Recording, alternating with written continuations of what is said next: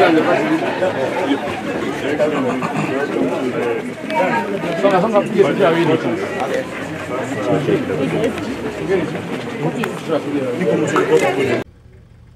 Honorable Stephen Kalonzo Musyoka, kiongozi wa DP Kenya, the Honorable Eugene Wamalwa, honorable members, senators, MCAs, and all leaders present. God is good, and all the time. Nisalimieni kwa hewa. Bwana Yesu asifiwe. Asanteni sana. Party leader Eugene Wamalwa, let me also offer my congratulations to you, your neck, and the party of DAP for the unveiling of your offices here today, and I'm honored to have been invited because it's a great milestone in our democratic process, and as we embark on a journey to liberate this country from bad governance, corruption, and dictatorship. And I am very elated to join this team of distinguished leaders in this country who have played a significant role in our democratic process. I have come with many senators and members of parliament who we work with as a way of showing our solidarity with this team. I want to give my commitment and that of my team and our supporters, and there are many, they are in millions, that we are part of this team and we'll walk this journey together to liberate this country. And we shall make whatever sacrifices necessary to make sure that William Ruto is a one-term president. People have short memories. President William Ruto has a very short memory. This team here, we sat with him in my house and we assured him that he'll be president and we'll do whatever it takes to make sure he is president. And we worked very hard. And we took him to State House. And when he reached there, he put aside everything we had agreed on how we need Kenya to be. We had 47 economic charters with each and every county agreeing on the economic interventions that will be required for each county. He put them aside. We had agreed on the payment of pending bills for our business community to bring money into circulation. He put that one aside. We had agreed on the bottom-up economic model of putting money into people's pocket. The minute he reached State House, he changed course. He got a small team of economic advisors and came up with a very brutal program of removing whatever little money was in people's pocket from their pockets. Along the way, I could not agree with him. I couldn't agree with him because I'm a very principled person. And I told him, boss, we have lost focus. This is what we told the people of Kenya.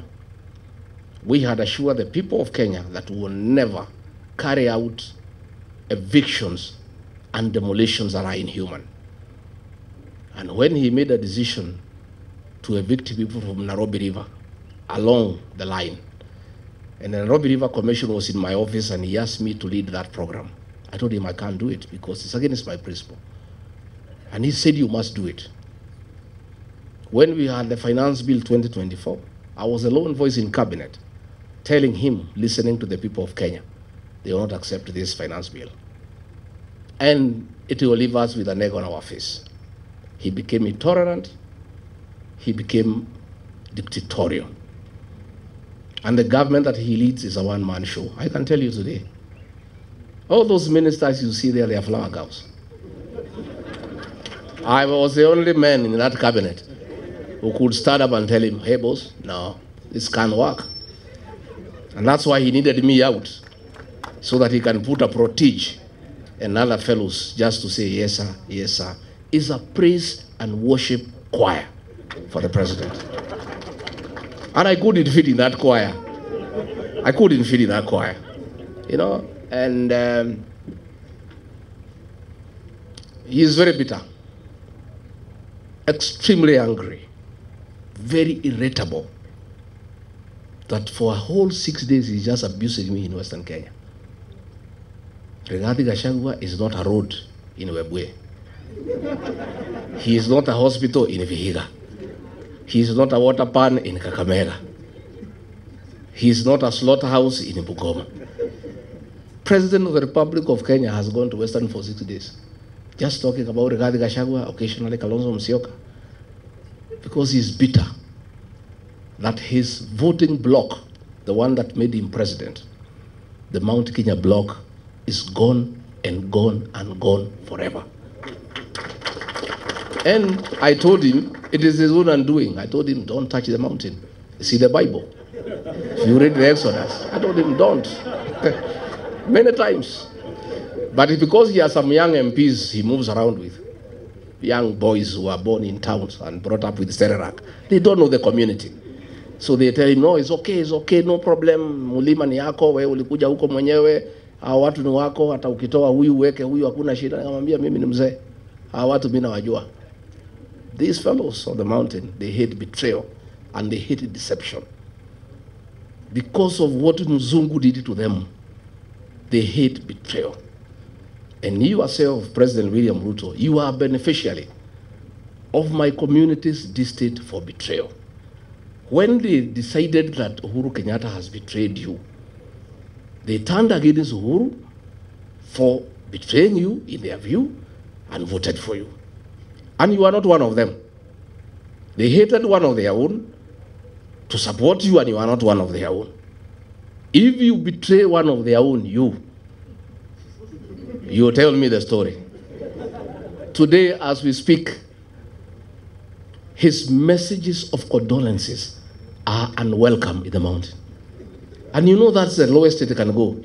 You know, funerals are very solemn. In my community where I come from, even if it is suspected you had a hand in the death of the person being buried, people still allow you to come and even give condolences. When a people say they cannot listen to your condolence, you know it's over. The other day we were in Embu, and they are trying to blame Justin Muturi Bidan because the people rejected his condolence message. The president wrote him abusive messages the whole night, threatening to sack him. But even if you sack Bidan Muturi, nothing will change in that area. Nothing. And I told him, and he cannot say I did not tell him. Because me, I'm an honest man. I sat him down and I said, boss, you believe my unaguza hii? Now, why he's annoyed is because 47% of his support, 4 million votes, iko nje. Sasa anategemea ati Raila akienda AU, he can transfer zile zake. Zile za Raila zilikuweko za Wiper, they are not there. Ile ya Mulembe is not there. Hii ya Kisii is not there. Huyu jamaa amekwama. Amekwama. And I can tell you, because I know him, he is cornered. Kazi yetu ni rahisi sana, is to stay together and unite our people. Mimi naomba jamii ya Mulembe. Amekuja huko anaita mimi mkabila. Ati ndio mimi nisisaidie nyinyi. Siku nilimsaidia, hakujua mimi ni mkabila. When we voted for William Ruto, we knew he's not a Kikuyu. 87% of my people voted for him. We knew he's not a Kikuyu. 13% voted for Raila Odinga. We knew he's not a Kikuyu. We had our own candidate called Wahiga Mwaura. We never voted for him because we are not tribal. Saa hii ameona tunashikana na watu ya Wiper. Ameona tunashikana na Mulembe Nation. Na hapo Mulembe Nation ndio naona amekwamia hapo. I think it's his last hope. Sasa anakuja huko kusema ati mimi ni mkabila, ati ndio msinikaribishe tusifanye pamoja. President William Ruto, hear it from here, Chui House. The same way Mulima ilisaidia wewe, it is possible tunaweza saidia hii watu ya Mulembe. It is the same way tunaweza saidia huyu Kalonzo. Na sisi hatuna contract na wewe. Deni yetu na wewe tulimali. We had intended to pay you in 2 installments. Tukakupatia the first installment, ukagusa mlima. Hiyo deni ikafanya nini? Kaisha. We owe you no debt. So, anaenda pale Western, anasema tumefukuza huyu Rigathi Gachagua, and he is corrupt. William Ruto, my friend, do you have the moral authority to talk about corruption? And we sympathize with you because juzi kumekuwa na opinion poll on the most corrupt person in the world. And we are unhappy that you are rigged. Instead of giving you number 1, they gave you number 2.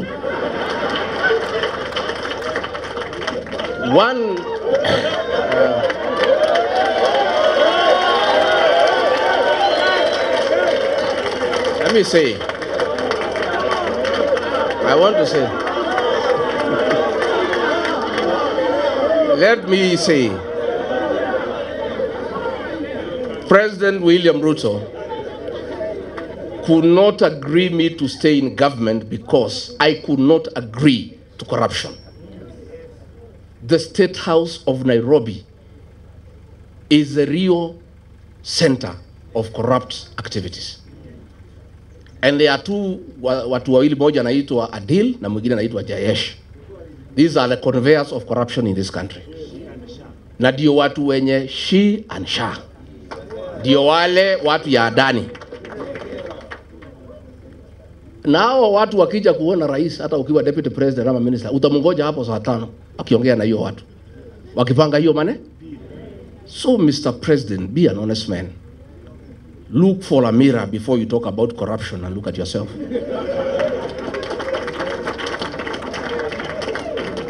If you think the people of Kenya are very intelligent, Rigathi Gachagua has not been associated with any scandal in this country.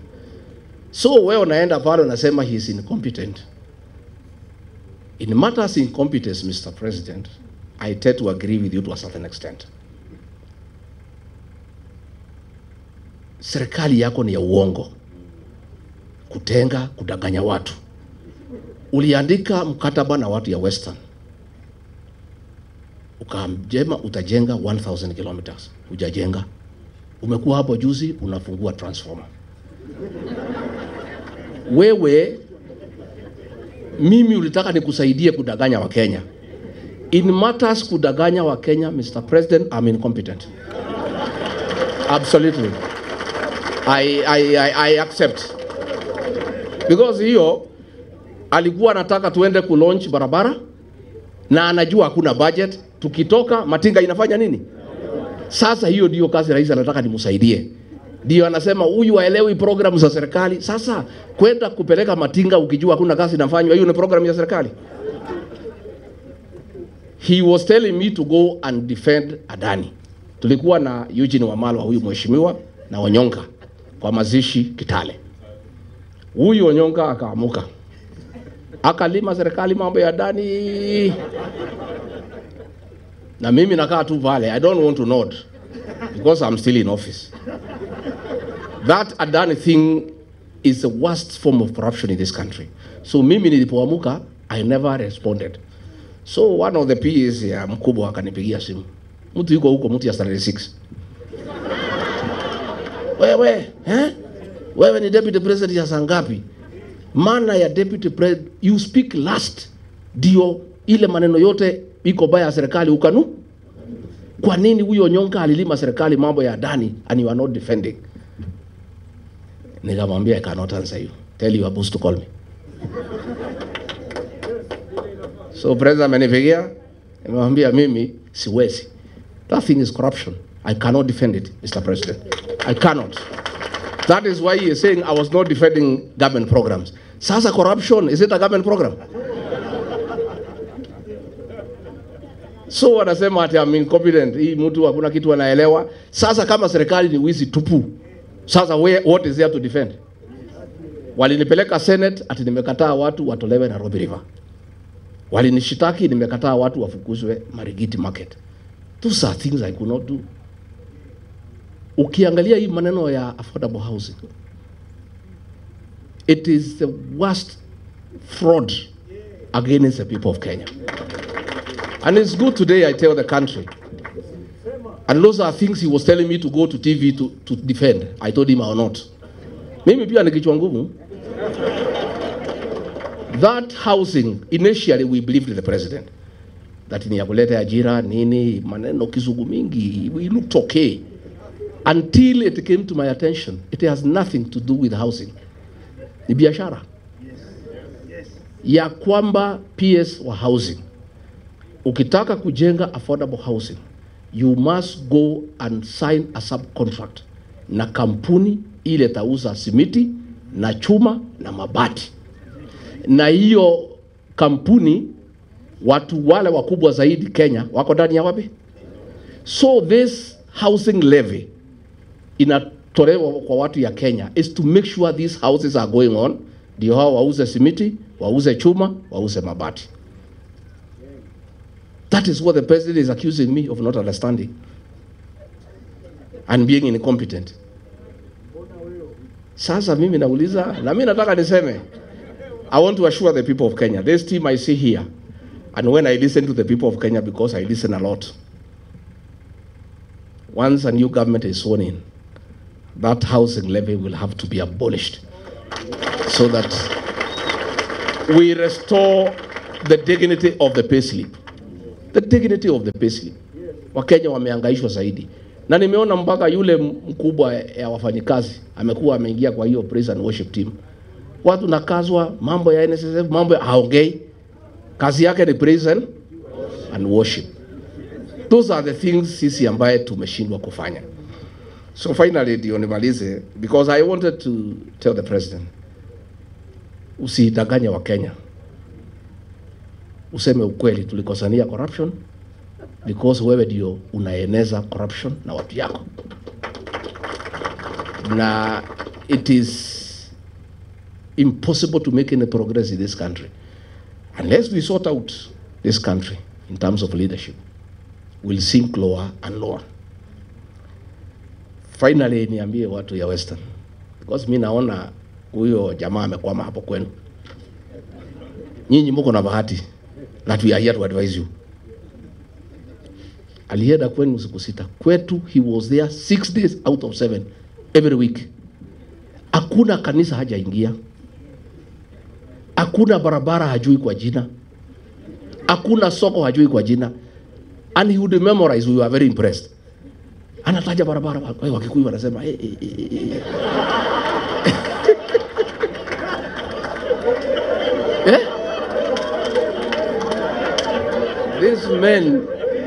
These men called a community that has pride, a community that's hardworking, that is rich. Watu wamesoma. He called all of us, our bishops, our reverends, our pastors. Hata huyu Waititu na mimi Rigiji, he called all of us. Alikuwa anakuja, kwa dhadi ya osho. Sasa amekuja kwenu, musangarere, mwivalamu. That is the same script. Nyinyi mkikubali mutalia vile watu ya mlima wanalia. All those,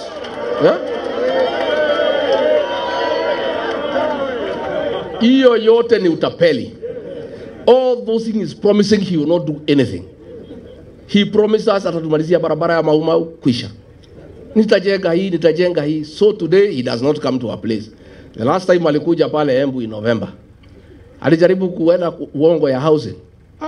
Washirika wakamuka kumwambia tutaki uongo hapa tena. Hiyo mambo ya uongo peleka huko Western.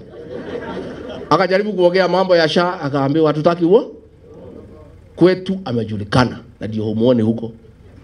Na hata akija atakutana na watu. So nyinyi watu ya Mlembe, msituangushe. At least you have the benefit of free advice from victims of deception. Sindio? Simuko na free advice. Yeah? Sasa yeye halali ati nimekaa pale wa Mnyoro. Mimi nakaa tu chini ya miti. Yeye hako juu ya gari. The reason President Uhuru Kenyatta alikuwa ametuambia muachane na hii mtu. But he never gave us a reason. na hapo alitukosea. Na kama angetuambia what I know today,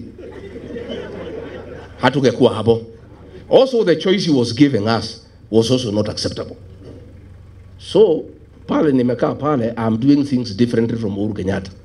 I'm informing the people who is William Ruto. That is why he is unhappy. Mimi nakaa pale, watu wanaeleza watu, naeleza, wanasema imetosha, wanatoka wanaenda. Nakaa pale na mapasta na waeleza, wanachukua Biblia, wanatoka wanaenda. Pale nimefunga 100%. Hata kupata agents, hatapata agents ya kusimamia kura yako. So nyinyi viongozi wetu, tafadhali naomba pia Eugene Wamalwa and your team, and then unite the Mulembe nation.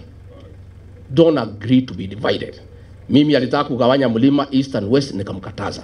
Akajaribu kugawanya counties, nikamkataza. Don't allow it. Mulembe nation, you have 5 million votes, nendeni muunganishe. Stephen Kalonzo Musyoka pale Lower Eastern 4 million, nenda unganishe. Mimi pale sasa ilikuwa 6, nataka nisukume mpaka 8. Sasa Matiang'i waende wasukume pale 2 million. Sasa tukifikisha 15 tuketi. Si ndio? Si tutaketi? And we must not let the people of Kenya down. They were asking, wewe, wananiambia, wewe Rigathi, tenda tafuta marafiki. Kama huyu mtu ametuumiza namna hii first term, kwa bahati mbaya akirudi second term, tutakuwa tunavaa vinyasa. Sasa nyinyi tafuta marafiki, mtafute formula. Na hatutaki kujua ni nani. Mkuje mtuambie formula ni? So we shall be selfless as a team. We shall be selfless. And let us not approach this election with a predetermined mindset. That lazima ikuwe ni mimi ama ni mimi. Wacha tuseme tuko na kibarua ya kungoa hii jamaa. That is the first objective. Let us consolidate our votes, consolidate. Uzuri, payslip holders are 3 million. Na every payslip holder has a minimum influence of 2 people. Those are 9 million people who have a personal issue with William Ruto.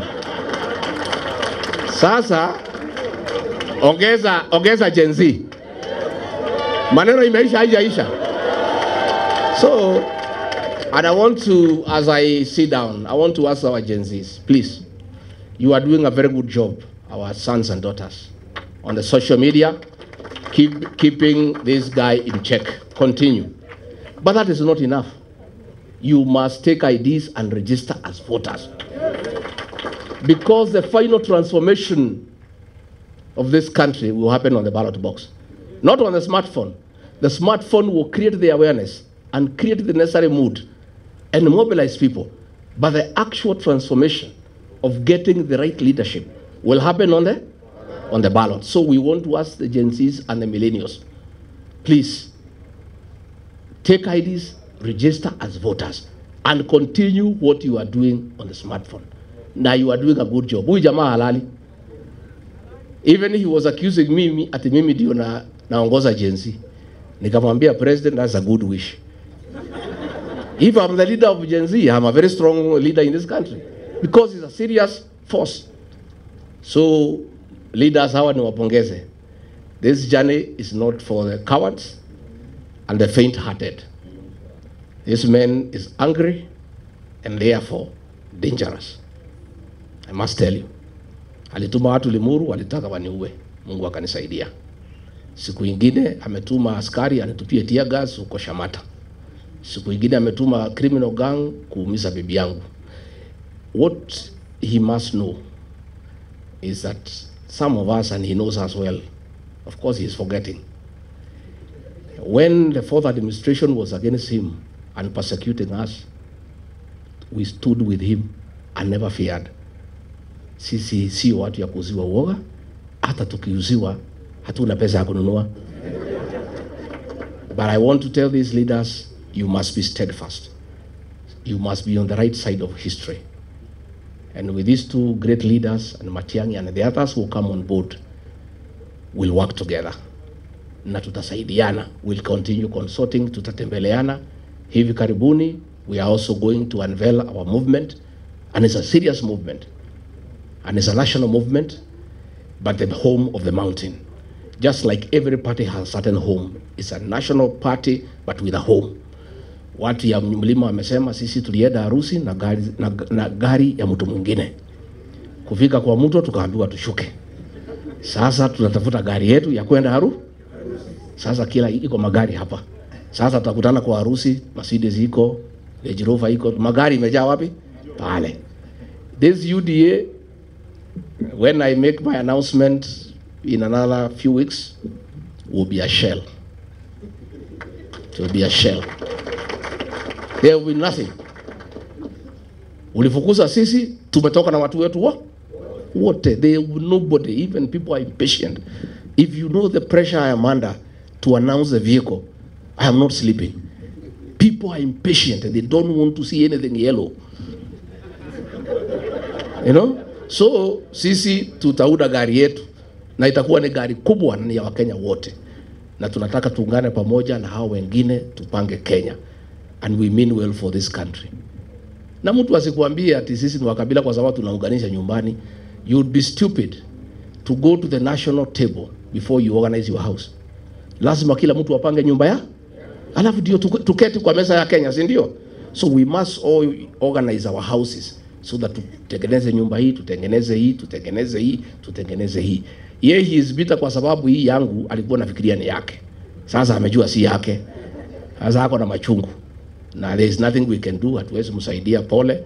Wewe omba Mwenyezi Mungu, huyu mzee aende EU kama he can give you his base. I don't know whether loyalty is transferable. Whatever he can give you, you see what to do with it. Hii ya Western naona kama imeenda, Ukabani imeenda, ya Kisii imeenda. Sasa pale kwake tutapambana. Hata sisi tutakuwa hapo. Baba akienda, ile tabaki pale tutangangania na wewe. Si tutangangania?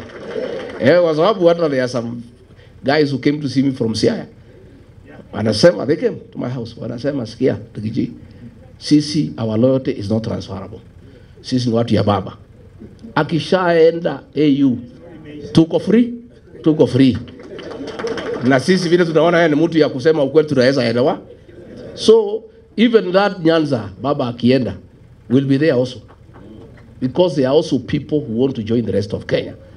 So, mimi nimefurahi sana and thank you very much. Na tumeshukuru DP Kenya, continue consolidating. Until Governor Natembea asiuziwe uoga. Na hata akiuziwa asinunue. You know they were saying that when they impeach me at I am finished at 2 weeks alidanganywa na vijana hapo hii ya town. Hii mlima, they have no use for any leader who is not having a position. Tukitoa huyu wanawachana naye wanachukua yule mpya. Sasa kila siku wanaongea juu yangu. Na bado wacha tuweke gari, tuungane na hao viongozi and then tutembee. Na mwaka hii ya 25 ndio ya kujipanga. 26 ni si ndio?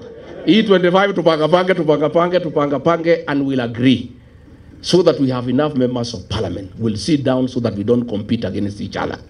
Kama hii Nairobi we have 17 constituencies. Nilikuwa nafanya hesabu naona between this team we can take 15 out of 17.